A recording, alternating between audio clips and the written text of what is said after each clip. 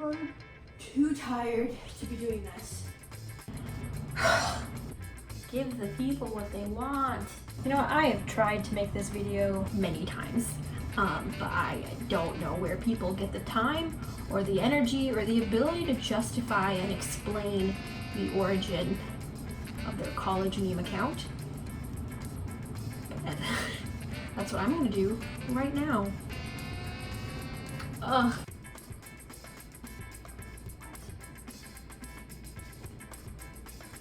Honestly, the big reveal was just something that I made up ironically, and then it was just like, yeah, you should do one because people do want to know who you are.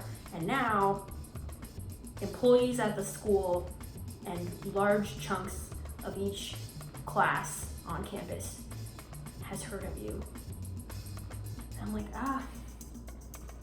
potential employers find it, I have to find a way to spin this as a talent and not like a weird hobby that just got way out of hand.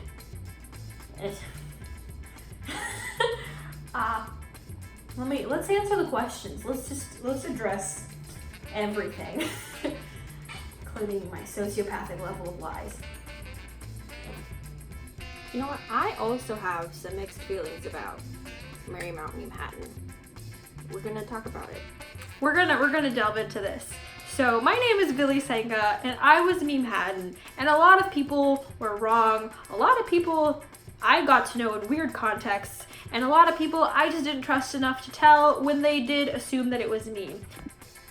There has been discussion about if I was to become class speaker, I as Memehattan, that I would reveal myself in my speech, and there was very strong discourse about how that needed to happen and how exposing Memehattan was like a big deal, and if other seniors that I'm friends with who thought that it was me were saying that if they become class speaker that they will make it a point in their speech to have the real Memehattan please stand up or Memehattan rise, and I'm sitting in the room facing accusations and also playing dumb and sociopathically denying this, and it's been quite a challenge to maintain the lie. It's been effective for a lot of people, most people, and some people to the very end have thought that it was me.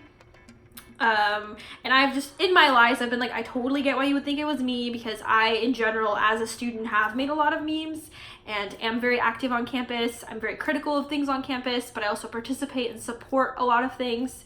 And so that was through the lens of which I was making Memehattan to begin with, kind of like my experience as a transfer student at Marymount. And I only spoke to my experience. There have been other accounts that have existed more so for the purposes of like rumor and gossip and trash talking, and I actively did not want to be affiliated or like put into that category.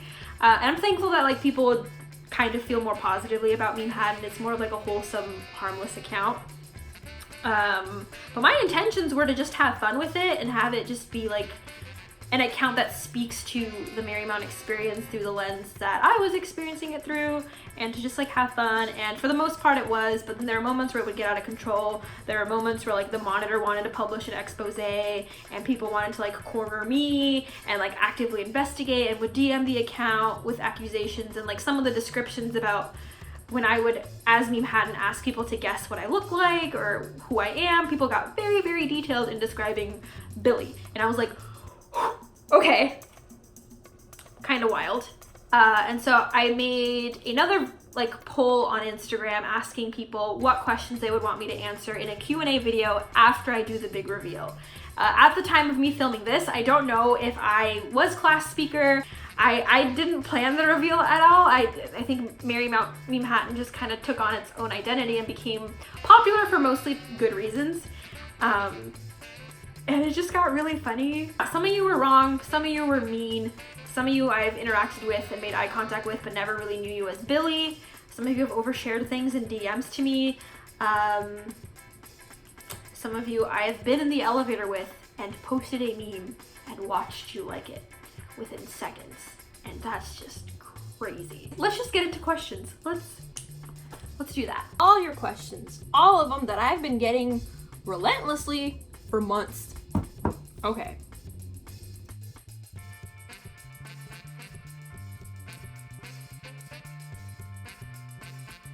Why I made the account was because I transferred to Marymount in the fall of 2017, and by the end of that semester, I had had so many experiences and made so many observations about like the culture and social nuances of Marymount that I wanted to kind of just give myself my own space to like comment on and joke about in the same way that we use social media, but I just wanted this to be mostly a joke. Like, it was just a place for me to process my experience having come into a school 2 years after having taken a break and being a transfer student and just observing a lot of behaviors and things happening on campus. It wasn't supposed to be anything. I think it's been compared a lot to like a Finsta, where like it's not supposed to be known by a lot of people, but it was public. And I just treated it as a place to process my experiences and feelings on a singular personal level. And if it was relatable content, it was relatable content.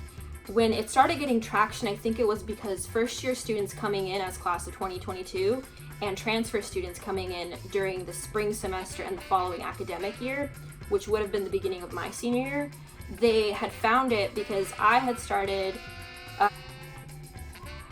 all right, please, siren. Because I had started replying underneath anybody who had posted accepted MMC as like congratulating them and welcoming them to school, because I hadn't really had a smooth integration process. It was kind of like me showing up at Marymount as a transfer, not knowing anything, not really being a part of Griffin Days or Welcome Week. And the transfer experience, if you don't know, can be a little bit isolating. And so I found anybody first year or transfer student and just like congratulated them on getting in and like welcomed them. And through that, a lot of people just gravitated towards the account, and a lot of people started misconstruing it as the official college account, which it isn't. But it became this kind of like community and resource for a lot of us to talk about what we loved about school, what people coming in should know about the school, what beef we have with like different aspects of being a student there. Through that and through other people like juniors and seniors of my class finding out about it, it was just a space that commented on very real things happening on campus, but through my lens. And I was already known as Billie as being like an outspoken and very active person on campus, so I had seen and just knew about a lot of elements of Marymount Manhattan.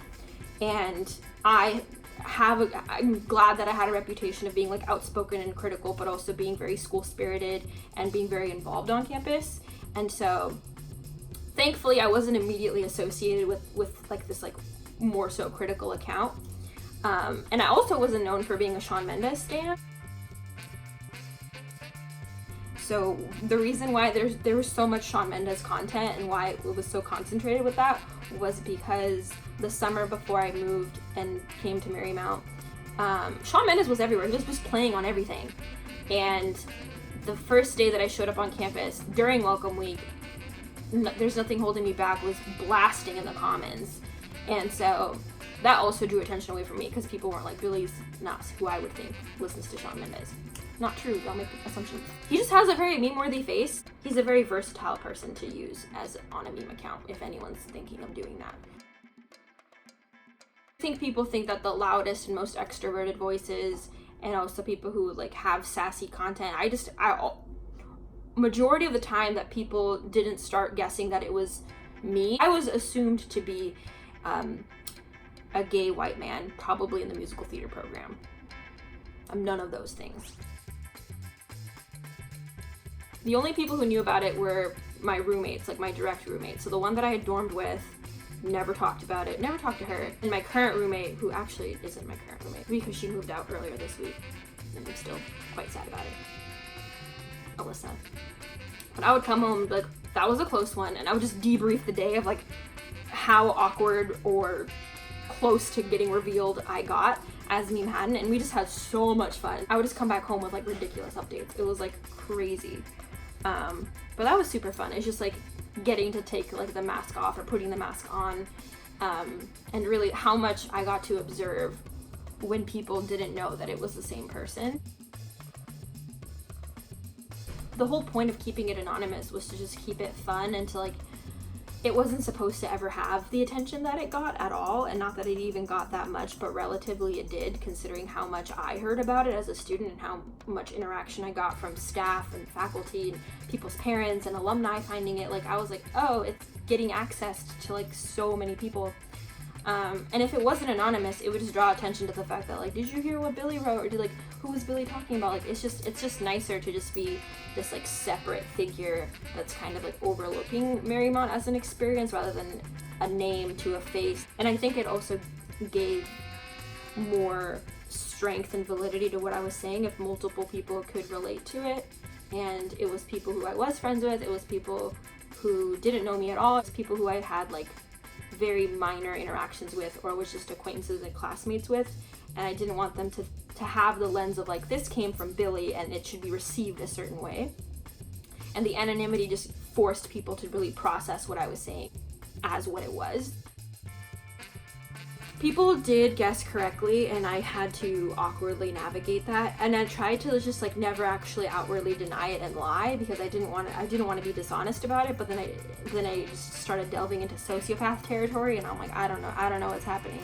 But Nina guessed it pretty correctly. Her and her friends, Steph and Kristen, apparently had conversations about it, and Nina launched a full-on investigation basically and like spent months just being like, are you sure it's not you? You can tell me. This can be like our Hannah Montana thing. And I was like, I'm not telling you. I was showing Shanika and Haig a YouTube video while I was getting memehattan notifications, and that was awkward.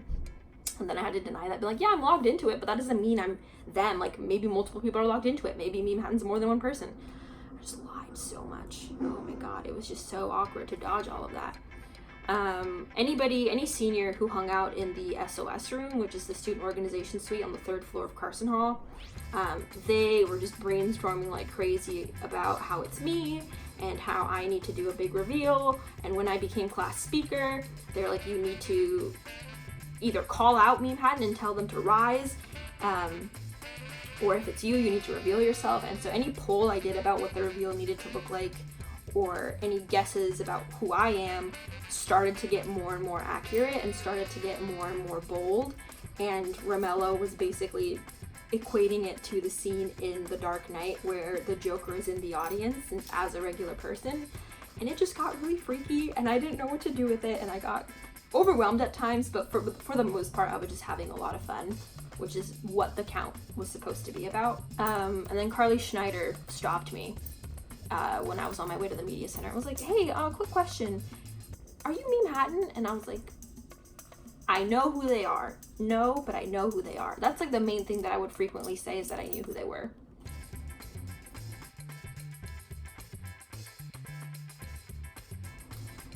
I had to see the reality of how people spoke to me anonymously and how supportive they were of the account, but like me having seen them on campus just be pretty unkind to like cafeteria staff or other students, or just me having been a stranger to them and just watching them interact in reality versus like the social media interactions we would have. And I was like, oh, I don't like what I'm learning about people.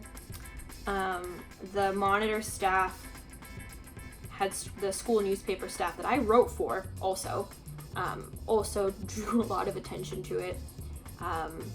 And then Megan also asked if it was me. She's like, I have a feeling it's you. And I'm like, that'd be awkward, wouldn't it? Sorry, Megan. She also guessed it correctly. Other meme accounts popping up and me being compared to MMC Confessions, which was a part of someone's senior thesis and like a study on, I guess, like social behavior at school. Memehattan wasn't like a social experiment, it was a joke. And I didn't want to be equated to that because that had its own intention. And I also felt weird about people wanting the account after I graduated. Like, they were like wanting it to be handed over to them, or they were like making their own, and there was like a memehattan 2.0 for a little bit, and I was like, I was confused. There was just so much happening with it that didn't let it just exist in its own like vacuum for the 2 years that I was going to be there. And that's all I had wanted it to be. I'd really just wanted it to be a thing I did and like closed. I just really wanted it to be significantly more simple than it actually ended up being.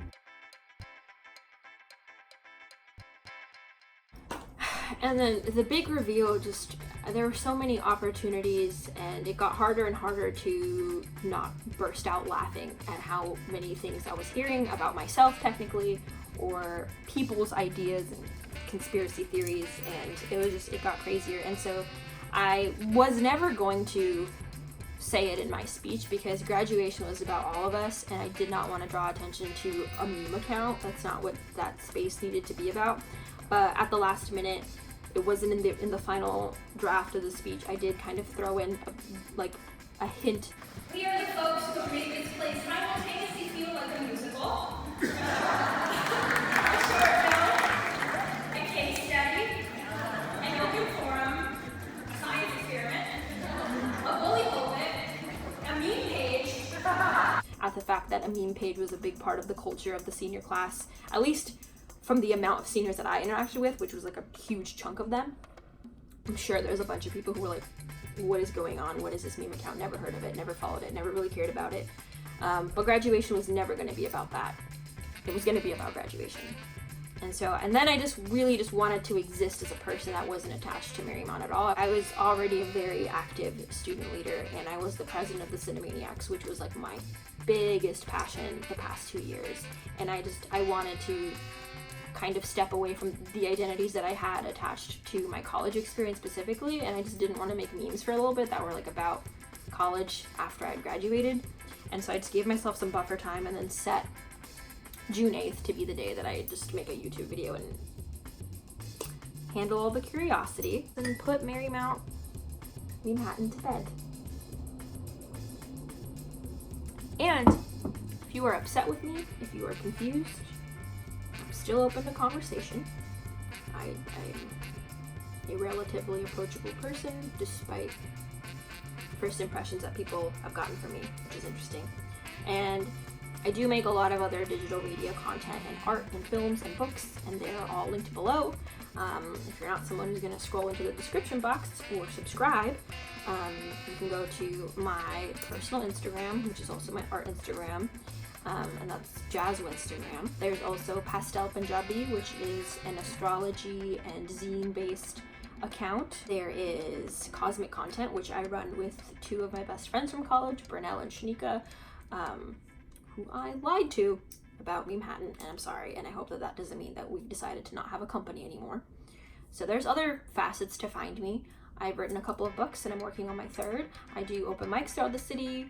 I'm working on a music video right now for Pride. So I'm obviously very much full of creative juices at any given moment, and the meme account was just one outlet for that, and I'm so glad that my energy got to be released into something. But that's over now, and I don't know what I want to do with the account next, and I'm under no obligation to explain myself. Except with this video I was, because I had promised that I'd make it. And I appreciate people who have been so supportive and so patient, and it's been fun. Most of all, that's what it should have been, and that's what it got to be. So thank you for following Marymount Memehattan, and I hope that you can have that same enthusiasm and fervor and interest in the person behind it, which was me. So thanks for watching. I know it got a bit long-winded. Bye.